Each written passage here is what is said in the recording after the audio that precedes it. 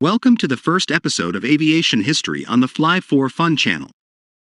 In this episode, I would like to tell you about the history of the Boeing 747, the Queen of the Skies. Boeing's plans to design a new aircraft emerged in 1966 as the demand for larger aircraft was growing.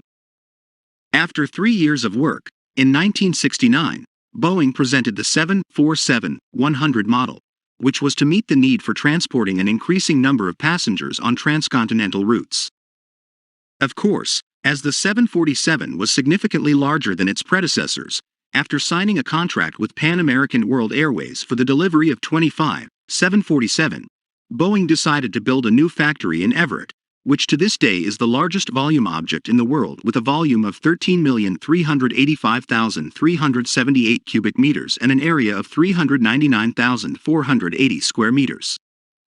The Boeing 747 was the first wide-body aircraft in the world with a width exceeding 6 meters.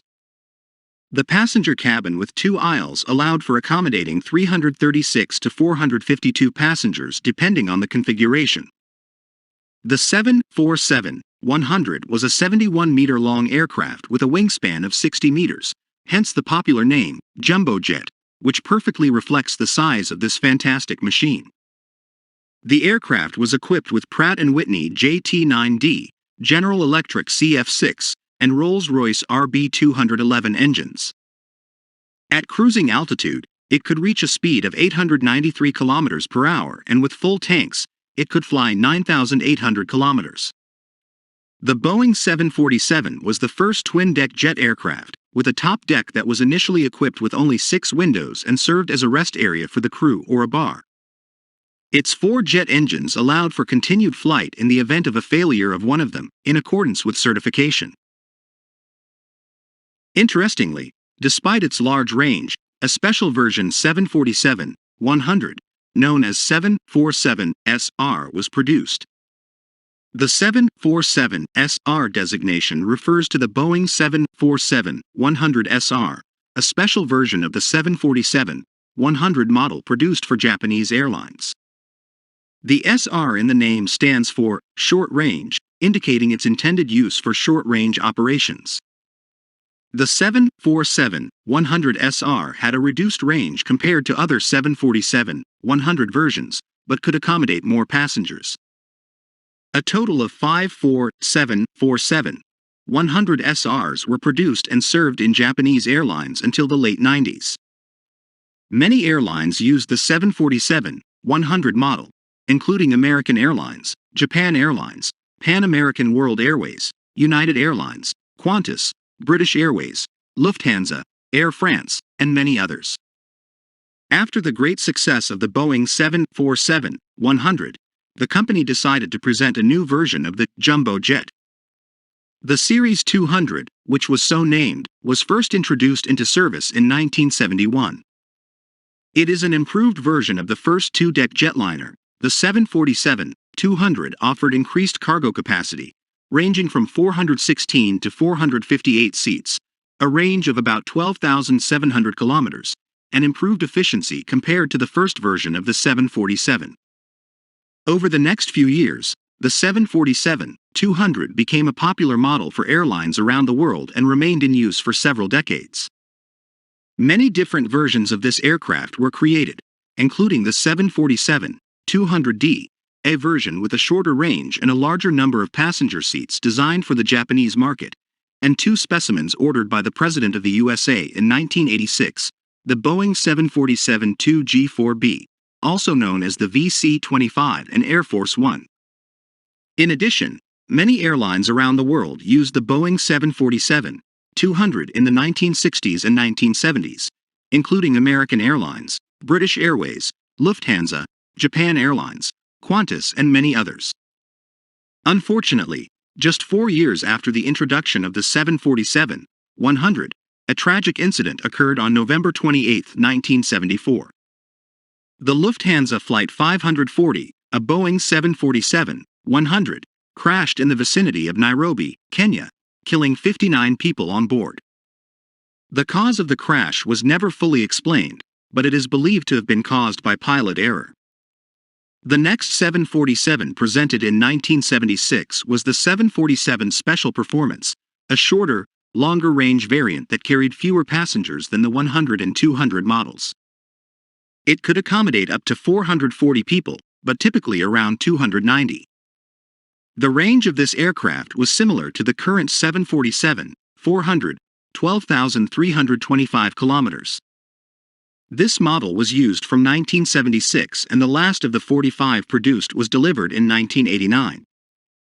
The first Boeing 747 SP began serving with Pan Am on February 4, 1976, and was mainly used by this airline.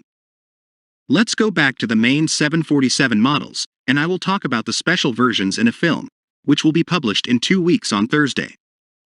1 year after the presentation of the 747-200, the Tenerife disaster occurred, one of the largest aviation accidents in history.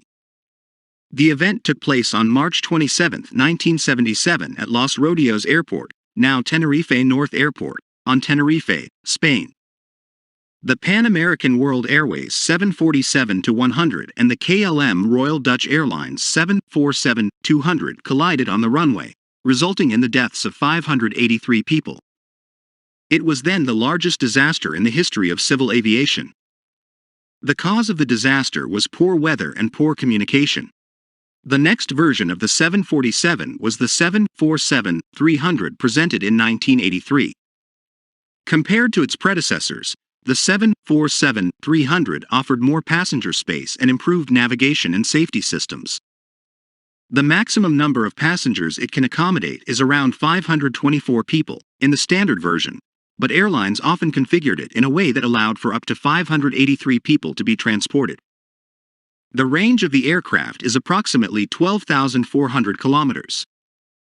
Many airlines around the world had the 747-300 in their fleet, including Cathay Pacific, KLM, Lufthansa, Qantas, Saudi Arabian Airlines, and British Airways. The aircraft was produced in about 250 copies. 5 years later, the essentially last and at the same time the most popular version of 747 in history was presented. The Boeing 747-400 is the fourth generation of the 747 model and was introduced into service in 1988. This aircraft is equipped with modern navigation, electronic, and engine systems, allowing it to have better fuel utilization and efficiency. Compared to the 747-100, the 747-400 is longer and wider, and its cabin is more comfortable for passengers. The standard version of the 747-400 has between 416 and 524 seats, although the number may vary depending on the version and interior configuration. The range of the 747-400 is approximately 8,000 to 8,500 nautical miles, allowing it to perform transcontinental and intercontinental flights. Airlines that have used or still use the 747-400 include British Airways, Cathay Pacific, Delta Air Lines, KLM, Lufthansa, Qantas, and United Airlines. Many of these airlines used or still use the 747-400 as their main long-haul aircraft, and some of them still use it today, although its popularity is slowly declining due to being replaced by newer models such as the Boeing 787 or Airbus A350. The 747-8 project began in 2005 as an upgrade of the 747-400 model. Compared to the 747-400, the 747-8 is 6.5 meters longer and has a larger carrying capacity. It also has more modern General Electric GEnx engines and aerodynamic improvements, which increase its fuel efficiency and reduce noise emissions. Inside the aircraft, modern computer and entertainment systems have been implemented and passenger comfort has been improved, such as more legroom. The 747-8 is offered in two versions, passenger and cargo. The passenger version can accommodate 467 to 524 passengers depending on the configuration and has a range of approximately 14,000 kilometers. The cargo version can carry up to 138 tons of cargo over a distance of 13,000 kilometers. Airlines that use the 747-8 include Lufthansa, Air China, Korean Air, Cargolux, and many others.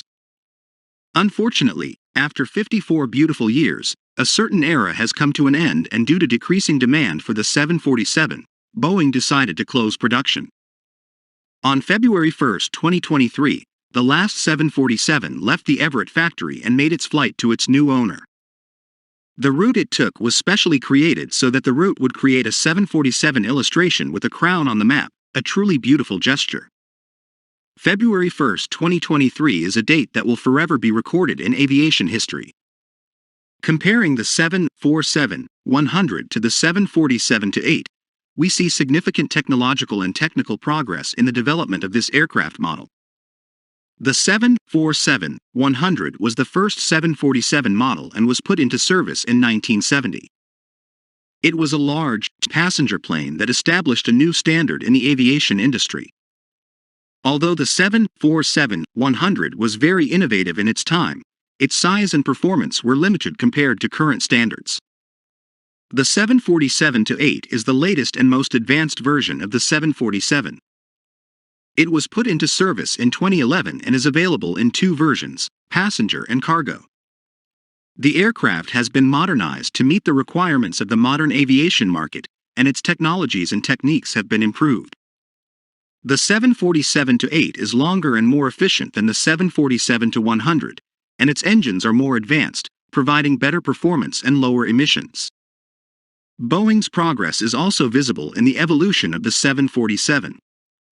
Over the past few decades, Boeing has continually improved its products to meet market demands and provide its customers with the best possible solutions. In the case of the 747, the evolution from the 747-100 to the 747-8 shows that Boeing is constantly improving its products to meet the needs of the market and provide its customers with the best possible solutions. The evolution from 747-100 to 747-8 in the case of the 747 shows that the company has come a long way in terms of technology and innovation, making the 747-8 one of the most advanced and efficient passenger and cargo aircraft flying in our times. Despite the end of its production, the 747 remains an iconic and beloved aircraft that will forever hold a place in aviation history.